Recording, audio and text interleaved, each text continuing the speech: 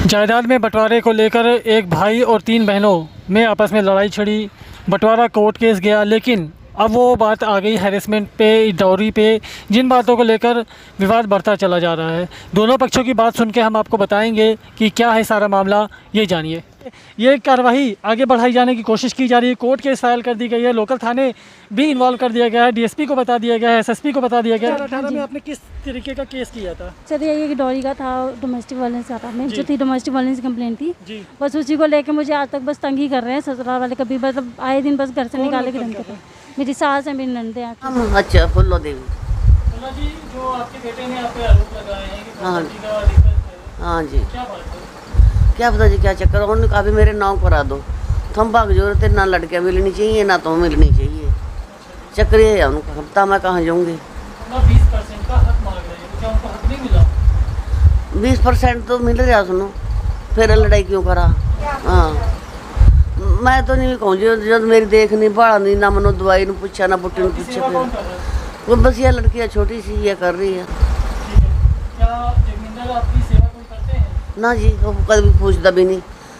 आपकी सास हाँ और जी, कितनी और नंदे हैं, 3 नंदे हैं। 3 नंदे तीन हैं। नंदे हैं। तो ये जो परेशानी वाली बात की जा रही है आपके साथ, तो ये लगातार किस वजह से, सिर्फ डॉरी को लेके या कुछ और भी बात है? सर डॉरी की बात है मेरे को। अच्छा, आपके हस्बैंड कुछ बोलते हैं इस मामले में? हस्बैंड कुछ बोलेंगे तो उनके खिलाफ कंप्लेंट वगैरह लेके बैठ जाती हैं फिर। अच्छा, क्या सामने वाली पार्टी को कभी बुलाया कि आपके ऊपर आरोप लगे, आप थाने में आइए? दोनों पार्टी को भी आमने सामने नहीं करते। क्या बोल सर, वीडियोस वगैरह हैं, सबको भेज दिए, डीएसपी सर को भेज दिया, एसएसपी सर को भेज दिया, लेकिन सर कोई सेटिस्फैक्टरी रिजल्ट मुझे कहीं से भी मिल नहीं रहा है। जो प्रॉपर्टी डिस्प्यूट की बात है, उसमें एक बुजुर्ग महिला शामिल है, यानी कि उनकी माँ की देखभाल ना करने के कारण कहीं ना कहीं ये कानून पहले भी पारित हो चुका है कि अगर बच्चे माँ बाप की सेवा नहीं करते हैं तो बनी बात है कि उनको उस प्रॉपर्टी में कोई हक लेने का कहीं ना कहीं शुमार नहीं दिखाई देता। परंतु बात की जाए इस मामले में तो कहीं ना कहीं माता अकेली हैं। 3 बहनें जो दूर दराज रहती हैं वो यहाँ पे आके उनकी सेवा कर रही हैं। जैसा उन्होंने हमें बताया कि कल ही हॉस्पिटल से डिस्चार्ज करा के लाए हैं और तबीयत भी उनकी ठीक नहीं थी, बावजूद उसके उनका ही लड़का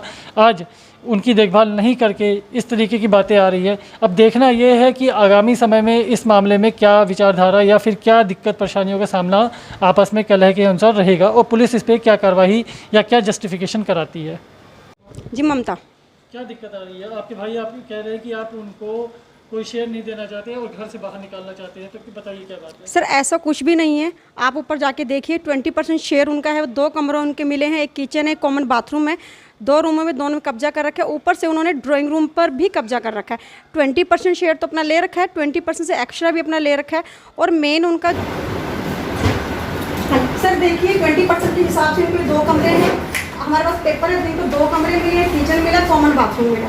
उसके बावजूद इन्होंने ड्राइंग रूम पे कब्जा कर रखा है। आपको दिख रहा है सामान इनका पड़ा है, फिर भी हम कुछ नहीं कहते, चलो कोई बात नहीं भाई, ये रहने दो, कोई दिक्कत नहीं।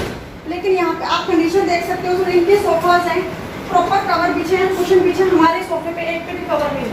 क्यों नहीं है? क्योंकि ये लोग लड़के को परेशान करते हैं, टॉर्चर करते हैं। सारे सोफे कवर उतार के कभी बाथरूम में डाल देते हैं, कभी कहीं डाल देते हैं। का जो है बार बार कंप्लेंट्स करने का है। सिर्फ उनका एक ही मकसद, लोगों के सामने कहते हैं मुझे 20% चाहिए। मेनली वो हमें वर्बली बोल चुके हैं कि मुझे सारा मकान चाहिए, सारे पे कब्जा करना है मुझे। जगमिंदर जी, क्या बातचीत चल रही है, क्या दिक्कत आ रही है? सर 2018 में मेरी सिस्टर्स ने मेरी वाइफ के ब्रदर को उनके बहन के बारे में गलत अपशब्द लिखे, जिस पर मेरी वाइफ ने एक कंप्लेंट करवाई एसएसपी को, जिसके बाद से ये सारा केस ही घुमा दिया गया, ना हमारी सुनवाई हुई। ये कंप्लेंट की कॉपी है सर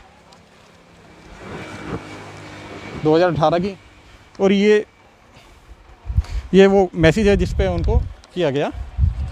उसके बाद से सर हमें मारा गया। मुझे आपको तो कोर्ट से प्रोटेक्शन के ऑर्डर भी मिल गए। ये मेरा मेडिकल लगा हुआ है सर 2000 पिछले साल का। ये मेरे बच्चे का हाथ तोड़ा गया, ये उसका मेडिकल है।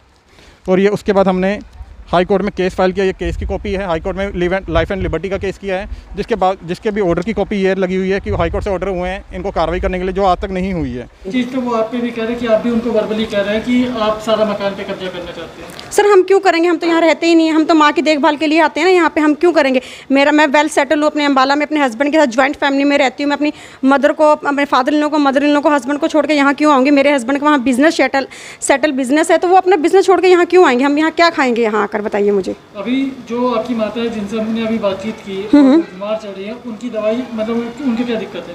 सर उनको जो है उनको बहुत सारी बीमारियां हैं। देखिए उनको बीपी की पेशेंट है, वो डायबिटिक हैं, उनको शुगर की पेशेंट है वो, और ऊपर से सबसे बड़ी प्रॉब्लम उनको आजकल आ रही किडनी की। उनकी किडनीज डैमेज हो चुकी हैं। उनका ट्रीटमेंट जो पीजीआई से चल रहा है, पीजीआई जो ट्रीटमेंट के लिए उनके बेटे ने कोई खर्चा देने की बिल्कुल खर्चा सर, खर्चे से कुछ नहीं होता है। खर्चा तो चलो हम लोग कर रहे हैं जैसे भी, एटलीस्ट एक बार यही आके पूछ ले कि मम्मी आप कैसे हो। ये स्टेयर केस से ऊपर चला जाता है। कभी आज तक उसने ये नहीं पूछा कि मम्मा आप हॉस्पिटल में थे। सारे मोहल्ले को पता होता है कि आज मम्मी को हम हॉस्पिटल से डिस्चार्ज करवा के लाए।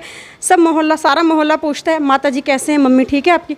वो दोनों हस्बैंड वाइफ कभी नहीं पूछते। एक बात और सामने आ रही थी कि आप लोगों ने उनके साथ मारपिटाई की, उनके बच्चे का हाथ तोड़ दिया गया। हाँ वो जी क्या बात थी? सर कुछ भी नहीं है, मैंने आपको पहले भी बताया। वो सिर्फ ये कहते हैं, देखो हमारी जो भाभी है मोनिका, वो हमारे मुंह पे यूँ कहती है कि देखो मकान हमारे नाम ऐसे नहीं करोगे तो हम इतने केस आपके ऊपर करेंगे, तुम तो सारा दिन केस भुगते रह जाओगे। क्योंकि आप लोग रहते हो अम्बाला में, हम मनी माजरा में, लोकल रहते चंडीगढ़ में, केस करेंगे तुम्हें आने जाने का ही किराया। मतलब कि हम लोग तो मिडिल क्लास फैमिली से आना जाना, छुट्टी लेके आना प्राइवेट नौकरी से, तो इस तरह से हमें परेशान कर रहे हैं, झूठी झूठी कंप्लेंट्स कर रहे हैं और कुछ नहीं। इन्होंने हमारे खिलाफ वीमेन सेल में कंप्लेंट की, वहाँ इनकी कोई सुनवाई नहीं हुई। यहाँ पे मनी माजरा थाने में सर क्योंकि केस कुछ है ही नहीं, सबको पता है 20% ले रखा है, क्यों केस कर रहे हैं, हम क्यों परेशान करेंगे उनको। उनके पास कोई प्रूफ है कि हमने उनके बेटे को मारा है क्या? कोई तो हमें मेडिकल सर्टिफिकेट दिखाया। मेडिकल सर्टिफिकेट कब तोड़ा उसके बेटे की बाजू हमने, कब तोड़ी? कल परसों, कब?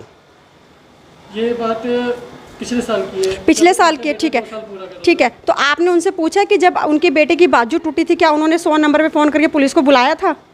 क्या उन्होंने किसी को बताया, कोई कंप्लेंट की थी उस वक्त? 100 नंबर पे ये कहना है कि हमने काफ़ी कॉल की और पुलिस जो है तो उस समय मौके पे मौजूद नहीं हुई। हाँ क्यों नहीं होती सर, पुलिस मौके पे क्यों नहीं आती है? पुलिस का काम नहीं आती है, बिल्कुल आती है। हम तो जितनी बार भी करते हैं, हमने हर बार देखा पुलिस मौके पे आती है। लेकिन उनका वो पुलिस में झूठा इल्ज़ाम इसलिए लगा रहे हैं क्योंकि उनको लगता है, उनको पता है पुलिस को पता है वो झूठ बोलते हैं हमेशा।